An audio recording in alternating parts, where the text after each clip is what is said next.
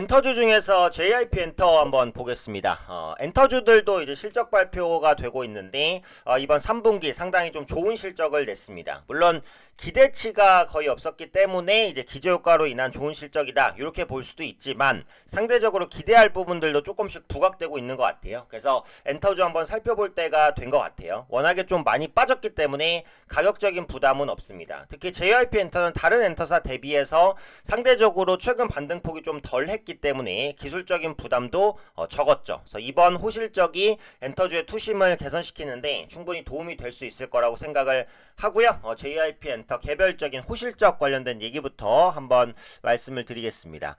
어닝 서프라이즈 좀 반갑죠. 왜냐면 이제 지금 3분기 실적을 발표하고 있는 국내 기업 중에 실적 좋은 기업이 이제 별로 없어요. 한 70%의 기업이 실적 컨센서스를 하회합니다. 그러다 보니까 실적 기대감이 제한적인데 그 중에서도 JYP 엔터는 좋은 실적을 냈다라는 거고요. 수치 살펴볼게요. 3분기 매출액 전년 동기비 22% 증가한 1,705억 원이었습니다. 영업이익은 10% 증가한 484억 원. 중요한 건 뭐다? 컨센서스 대비해서 얼마나 잘 나오냐인데 컨센서스는 377억 원. 484억 원이죠. 이러면 이제 어닝 서프라이즈 정도가 되죠. 보통 기준은 컨센서스 대비 20% 이상 기대치 상회입니다. 그러니까 100억 예상했는데 영업이익 120억 이상 나왔으면 서프라이즈라고도 볼 수 있어요. 그래서 이제 그 정도를 상회하는 수준이 나왔기 때문에 서프라이즈다 이렇게 이제 볼 수 있죠. 근데 앞서 말씀드렸던 기저효과 이전에 워낙에 좀 안 좋았기 때문에 상대적으로 좀 좋아 보이는 그런 효과도 있었다 이렇게 보셔도 되겠습니다. 관련 내용 보면 스트레이키즈라는 주요 아티스트가 있죠. 뭐 그 전에 말씀드리면 일단 엔터주는 이제 그 기존 아티스트 있잖아요. 기존 아티스트 중에서도 메이저 아티스트의 성과 이게 중요하고요. 그 다음에 신인 기대감 요 두 가지로 조합이 됩니다. 결국은 이 두 가지를 줄 수 있냐 줄 수 있지 않냐에 따라서 엔터주의 주가가 희비가 갈린다라고 보시면 돼요. 근데 최근에 이제 JYP 엔터 같은 경우에는 메이저 아티스트의 성과도 있고 신인 기대감도 있다라는 거죠. 살펴보면 스트레이키즈가 이제 메이저 아티스트라고 볼 수 있습니다. JYP 엔터에 미국에서 앨범 판매가 100만 장을 돌파했으니까 의미 있는 성과였다고 볼 수 있고요. 트와이스 굉장히 오래된 아티스트인데 어쨌든 JYP 엔터의 역시 메이저 아티스트입니다. 솔로 활동도 하고 완전체 활동도 해서 돔 투어를 진행했는데 성과가 괜찮았다라는 부분이죠. 그리고 요즘에 이제 엔터사를 분석할 때 항상 빠지지 않는 게 바로 MD 상품입니다. 이 MD 상품은 지금 이제 많은 분들이 아시겠지만 팬 상품이죠. 어떻게 보면 뭐 포토카드, 팬의 사진, 그 아티스트의 사진이 들어있는 포토카드, 뭐 응원봉도 될 수 있고요. 뭐 팬의 이제 그 아니죠, 아티스트의 뭐 사진이나 이런 것들이 들어간 뭐 컵이라든지 뭐 가방이라든지 이런 물품들, 그러니까 팬심으로 구매하는 아티스트를 기반으로 한 모든 물품, 이걸 다 통틀어서 MD라고 합니다. 이 MD 시장이 계속해서 커지고 있죠. 이번에 매출 502억 원 상당히 좋습니다. 역대 최대치를 기록했다라는 거죠.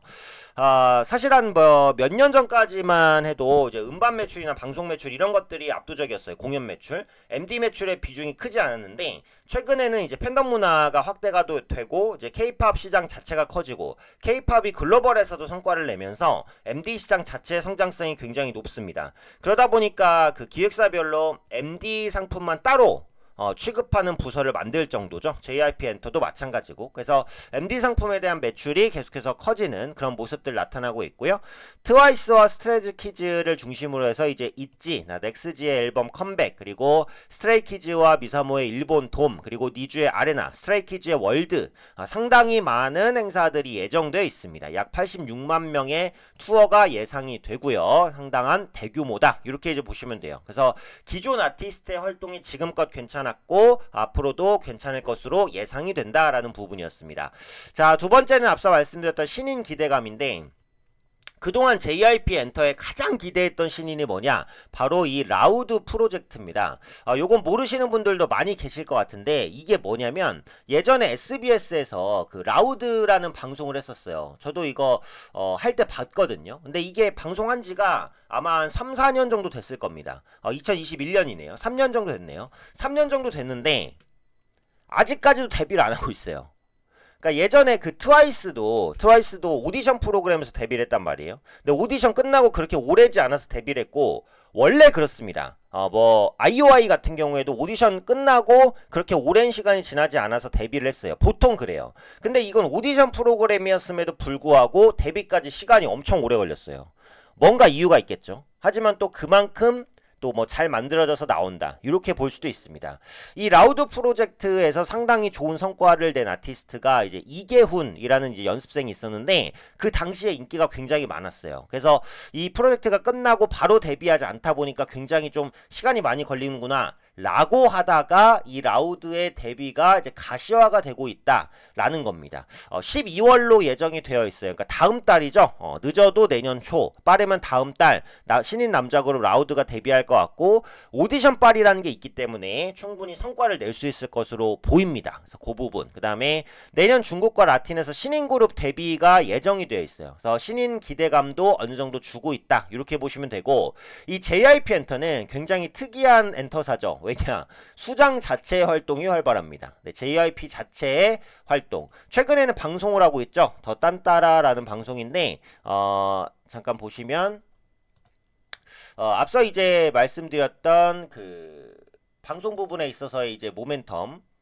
네, 요게네요. 여기서 요거죠. 네, 더 따따라 JYP 중심의 오디션 프로그램입니다. 사실은 네, 오디션 프로그램인데 뭐 가수만 뽑는 건 아니고 배우나 이런 것도 다 뽑아요. 시청률 보면은 뭐 2%대니까 그렇게 높진 않지만 최근에 지상파 자체의 시청률이 안 나와요. 어쨌든 수장 자체도 활발하게 활동하고 있다. 요게 이제 특이점이라고 보시면 될 것 같아요. 어쨌든 이제 어닝 서프라이즈 때문에 주가가 단기 급등했다가 눌릴 가능성이 굉장히 높지만 JYP 엔터 자체의 기술적 부담이 적었고 엔터주 전체 투자 심리 개선으로 이어질 수 있으니까 그 부분 보시면 되겠고 마지막으로 이제 밸류 한번 보겠습니다. 그래서 밸류를 보시면 EPS, BPS, DPS 보시면 계속해서 이제 올라가는 모습은 나타나고 있습니다. 꾸준하게 성장하고 있는 중이다라는 걸 알 수 있죠. 24년에 이제 EPS가 살짝 흔들리지만 그렇게 큰 폭은 아니고 회복될 것으로 보이고요.